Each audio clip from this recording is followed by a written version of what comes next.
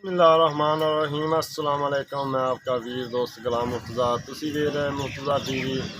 मेरे channel like करो, share करो, नाल एक बैल का बटन है वो भी ओके करा करो, क्योंकि हर वीडियो मेरे वीर दोस्तों की जल्दी जल्दी पहुँच सके। सब तो पहले दोस्त किन्ने भी ने मेरे वीर दोस्त देख रहे हैं बाहर मुल्क ने, किन्ने भी ने मेरे वीर दोस्त, मैं उन्होंने दिल की गहराइयों से ईद मुबारक दुआना से अल्लाह पाक उन्होंने ईद खुशहाली नाल गुजरे, खुशी नाल गुजरे और प्रदेश जान दोस्तों महसूस होता है, घर की याद बहुत आती है।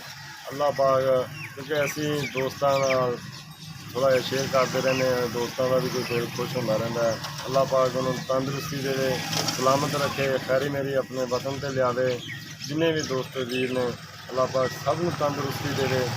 उम्मीद करना दोस्तों को वीडियो पसंद आए शेयर लाइक लाजमी करना। थोड़ा वीर इंशाल्लाह इस तरह अनमोल हीरे लैके आता रहता। अज थोड़े वास्ते एक मझ लैके आया, माशाल्लाह पसंद आए तो दोस्तों लाजमी कमेंट दोस्तों लाजमी शेयर करें जी, इंशाल्लाह दिखाना तुम। माशाल्लाह जी यह मझ बिल्लियाँ अखा ने, बूथी बरीक, माशाल्लाह खूबसूरत, थन बड़ा कमाल का लग्या। देखो पूरियां वंडा दे मुठ का थन, माशाल्लाह नमोल हीरा वंडा वेख लो दोस्तों, माशाल्लाह। और वाना माशाल्लाह वेख लो कितना माशाल्लाह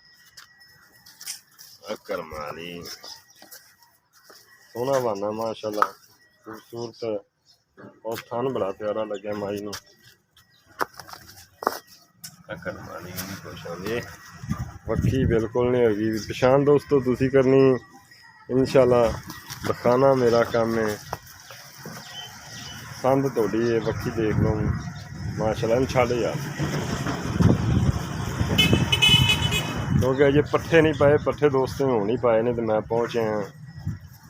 बरीक मझ है माशाल्लाह।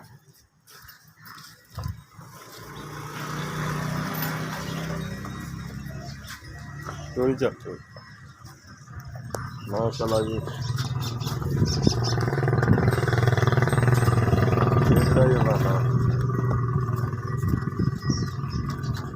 माशाल्लाह देखो वाना सोहना, थान बड़ा प्यारा लगा।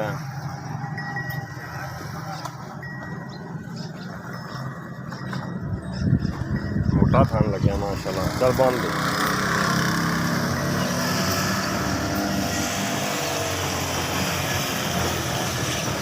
बंद बंद बंद करो। पक्षी बिल्कुल थोड़ी जी छोटी थी, क्योंकि माशाल्लाह एक घरेलू छोटियां ने। देखो यह बाकड़ियां ने, घर के मझ मौजूद खड़ी है। किसी भी दोस्त को पसंद आती रबता कर सकता है। रबता नंबर 0344 69 80 676 व्हाट्सएप ईमो बनी है। इंशाल्लाह उम्मीद करना दोस्तों को पसंद आएगी। आज की वीडियो पसंद आए शेयर लाइक लाजमी करना। किन्ने भी वीर दोस्त ने मैं फिर दिल दियां गहराइयों नाल ईद मुबारक। किन्ने भी दोस्त मेरे देख रहे हैं, इंशाल्लाह अल्लाह पाक उन्होंने खुश रखे। जो किन्ने दोस्तों दी कुर्बानियां ने अल्लाह पाक कबूल फरमावे, और किहड़े दोस्त नहीं कर सके अल्लाह पाक उन्होंने करन दी तौफीक फरमावे। अल्लाह पाक उन्होंने आने वाले साल तौफीक फरमावे। इस तरह दोस्तों मुहब्बत जो तुसी याद करते ही, बड़े दोस्तों ने मैसेज आए ने माशाल्लाह। और मैं भी दोस्तों को ईद मुबारक, कई दोस्तों ने मैनू कही खैर मुबारक। अल्लाह पाक इस तरह दोस्तों को सलामत रखे और प्यार मुहब्बत बढ़ाते रहो। किसी भी दोस्त वीर नाल कोई दोस्त नाराज़ हो गया तो लाजमी इंशाल्लाह उन्हें सुलह होनी चाहिए, सुलह करनी चाहिए। गुस्सा नहीं दिल च रखना चाहिए। दुनियादारी दे ने काम होंदे ही रहंदे ने, लेकिन जिंदगी का कोई पता नहीं होंदा दोस्तों। कोई दोस्त नाराज़ नहीं होना चाहिए।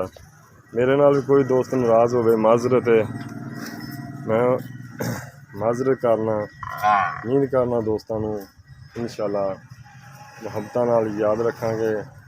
इजाज़त दो अल्लाह।